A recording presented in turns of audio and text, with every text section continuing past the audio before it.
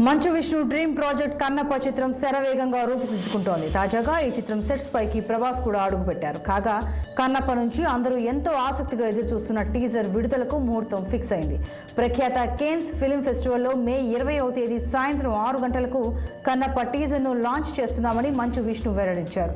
కన్నప్ప ప్రపంచంలోని విశేషాలను ఓ గ్లిమ్స్ రూపంలో ప్రేక్షకులకు అందించడానికి ఉవ్విళ్లూరుతున్నామని తెలిపారు.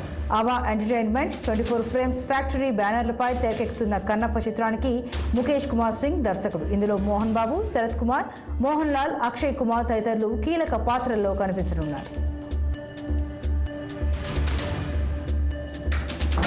ఒక వన్యప్రాణి తన శరీరం పైనున్న గాయాలకు ఔషధ మొక్కలతో చికిత్స చేసుకోవడాన్ని శాస్త్రవేత్తలు తొలిసారిగా గుర్తించారు. ఇండోనేషియాలోని సువాక్ బాలింబింగ్ పరిశోధనా కేంద్రంలో ఇది చోటు చేసుకుంది. తీవ్రంగా అంతరించిపోయే ముప్పును ఎదుర్కొంటున్న 150 సుమత్రన్ ఒరాంగుటాన్లు అక్కడ ఉన్నాయి. రోజువారీ తనిఖీల్లో భాగంగా ఆ జీవులను నిపుణులు ఇటీవల పరిశీలించారు. అప్పుడు రాకూస్ అనే మగ ఒరాంగుటాన్ ముఖానికి గాయమైనట్లు గమనించారు. 3 రోజుల తర్వాత ఆ జీవి ఒక ఔషధ మొక్కను ఎంచుకొని దాని ఆకులను సేకరించింది. వాటిని బాగా నమిలింది. ఈ క్రమంలో వెలువడిన రసాన్ని గాయంపై కొద్ది నిమిషాల పాటు పులిమింది. చివరిగా ఆకుల పిప్పితో ఆ గాయాన్ని పూర్తిగా కప్పేసింది. ఆ ఆకులకు నొప్పి నుంచి ఉపశమనం కలిగించే లక్షణాలు ఉన్నాయి. యాంటీ ఇంప్లిమెంటరీ గుణంతో పాటు గాయాన్ని నయం చేసే అనేక ఇతర లక్షణాలు దీని సొంతం. రాకూస్కు గాయం వద్ద ఇన్ఫెక్షన్ తలెత్తలేదు. 5 రోజుల్లోనే అది పూడుకుపోయింది. ఈ మొక్కల వల్ల చాలా ఔషధ ప్రయోజనాలు ఉన్నాయని శాస్త్రవేత్తలు తెలిపారు. మాల్దీవులకు మళ్లీ భారత్ సాయం చేసింది. 417.45 కోట్ల రుణాన్ని తీర్చేందుకు మరో ఏడాది పొడిగింపు ఇచ్చింది. వడ్డీ లేకుండా ఈ మొత్తాన్ని ఆ దేశం వినియోగించుకోవచ్చు. ఈ మేరకు మాల్దీవులు చేసిన విజ్ఞప్తికి భారత్ సానుకూలంగా స్పందించింది. వాస్తవానికి ఈ ద్వీప దేశంతో భారత్ సంబంధాలు ఇటీవల కాలంలో క్షీణించాయి. చైనా అనుకూలంగా వ్యవహరించే ముయిజ్జు మాల్దీవుల అధ్యక్షుడిగా అధికారం చేపట్టిన నాటి నుంచి ఇరు దేశాల సంబంధాలు దెబ్బతిన్నాయి. ముయిజ్జు ఒత్తిడి చేయడంతో ఆ దేశంలోని సైనిక బృందాన్ని భారత్ ఉపసంహరించుకోవాల్సి వచ్చింది. అయినా ఆ దేశానికి మోడీ ప్రభుత్వం అండగా నిలుస్తూనే ఉంది. గతంలో కరోనా, ఇతర సంక్షోభ సమయాల్లోనూ ఉదారంగా సాయం చేసింది. భారత్ అందించిన ఆర్థిక సాయంపై మాల్దీవుల విదేశాంగ శాఖ మంత్రి మూసా జమీర్ స్పందించారు. భారత విదేశీ వ్యవహారాల శాఖ మంత్రి ఎస్ జయశంకర్కు కృతజ్ఞతలు తెలిపారు.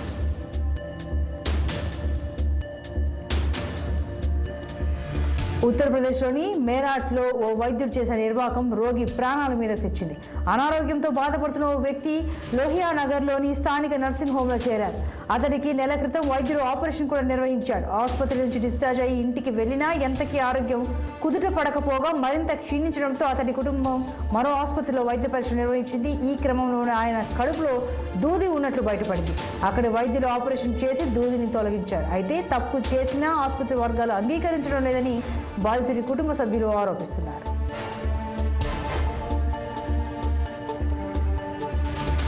గుజరాత్లోని జామ్నగర్కు చెందిన వన్ తారా జంతు సంరక్షణ కేంద్ర సిబ్బంది జబ్బుపడిన ఏనుగును దాని పిల్లను కాపాడేందుకు ఏకంగా 3500 కిలోమీటర్లు ప్రయాణించారు. రిలయన్స్ అధినేత ముఖేష్ అంబానీ కుమారుడు అనంత్ అంబానీ ఈ కేంద్రాన్ని ఇటీవల ఏర్పాటు చేశారు. త్రిపురలోని ఉనాకోటి జిల్లాలో అనారోగ్యంతో బాధపడుతున్న ఓ ఏనుగు దాని పిల్లకు చికిత్స అందించాల్సిందిగా కోరుతూ వన్ తారాకు ఈమెయిల్ వచ్చింది. దీనిపై తక్షణమే స్పందించిన సిబ్బంది ఉనాకోటికి పయనమయ్యారు. 24 గంటల్లో అక్కడికి చేరుకున్న వైద్య బృందం తక్షణం చికిత్స మొదలుపెట్టింది. ఏనుగులకు వైద్యంతో పాటు ఆహారాన్ని అందించి ప్రాణాలు నిలబెట్టింది.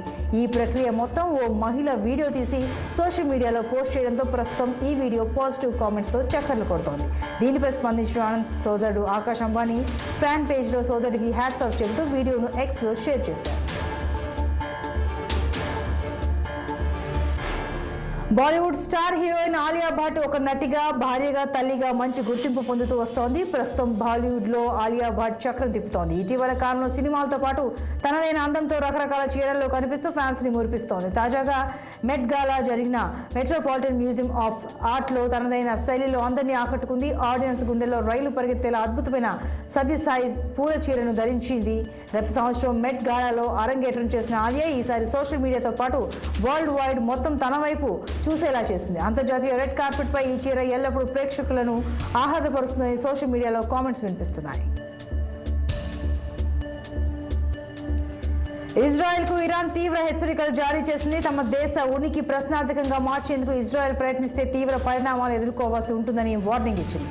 అవసరమైతే తమ న్యూక్లియర్ విధానాలు మార్చుకునేందుకు ఏమాత్రం వెనకాడమని Iran supreme leader Ayatollah Ali Khamenei సలహాదారులు కమల్ ఖారాజీ స్పష్టం చేశారు. ఇప్పటికే రెండు దేశాల మధ్య ఉద్రిక్త పరిస్థితులు నెలకొన్నాయి. ఖారాజీ కామెంట్తో టెన్షన్ మరింత పెరిగింది. మేము న్యూక్లియర్ బాంబ్ తయారు చేయాలనుకోవడం లేదు.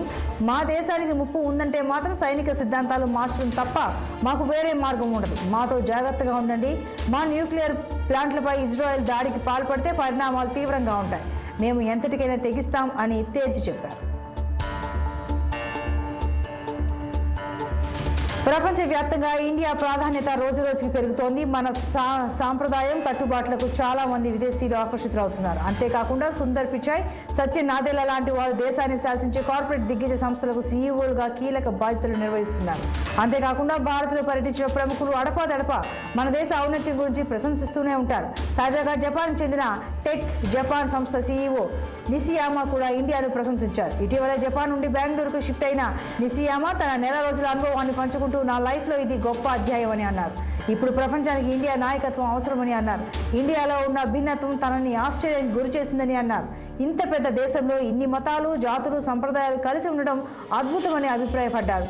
కలెక్టివ్ ఎఫర్ట్స్ విషయంలో ఇండియా ప్రపంచ దేశాలకు ఆదర్శమని అన్నారు.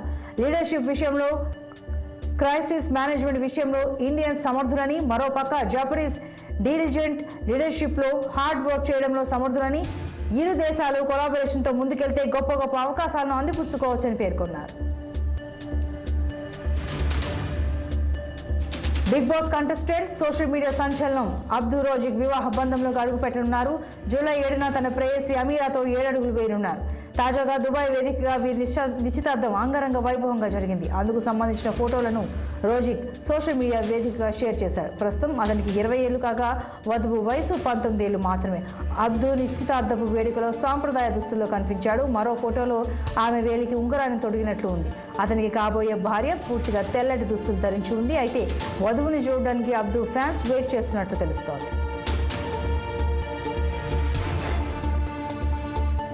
ఉద్యోగం, వ్యాపారం, ఇతర పనుల కోసం మనం బయటికి వెళ్ళేటప్పుడు ట్రాఫిక్లో చిక్కుకుపోవడం కామన్ అయిపోయింది. కానీ ఒంటెలకు కూడా ఓ ట్రాఫిక్ సిగ్నల్ ఏర్పాటు చేశారు. అక్కడ రోడ్డు మీద కాకుండా ఎడారి మధ్యలో ట్రాఫిక్ సిగ్నల్ను ఏర్పాటు చేశారు. చైనాలోని ఓ ఎడారి ప్రాంతంలో ఈ ట్రాఫిక్ సిగ్నల్ను ఏర్పాటు చేశారు. వాయువ్య చైనాలోని డన్హువాంగ్ నగరంలో ఒంటెల కారణంగా ట్రాఫిక్ జామ్ ఏర్పడే ఏకైక ప్రదేశం అది. ఇది చైనాలో ఎక్కువ మంది పర్యాటకులు సందర్శించే పర్యాటక ప్రాంతం. ఇక్కడ పర్యాటకుల కోసం ఒంటెలను ఉపయోగిస్తారు. ట్రాఫిక్కి అంతరాయం కలగకుండా ఇక్కడి ప్రభుత్వం ఈ చర్యలు తీసుకుంది. ఇవి బులెటిన్ అప్డేట్స్. Keep watching 60.